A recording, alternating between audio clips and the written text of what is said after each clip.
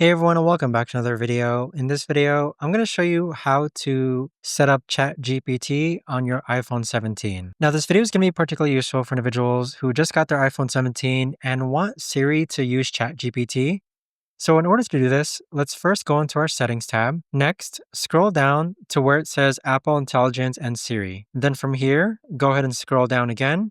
And then underneath extensions, click on ChatGPT. Next, click on Setup, and then click on Next, and then click on either enable ChatGPT or you can use ChatGPT with an account. We're going to go ahead and use ChatGPT with an account and then click on sign in and enable ChatGPT. So on this page here, you simply just need to log in with your ChatGPT account. And then once you're logged into your ChatGPT account, you should be good. But that right there, guys, is the best and easiest way that I know of to actually go ahead and set up ChatGPT with your iPhone 17. If you guys know of a better or easier way to actually do this, let me know in the comments down below.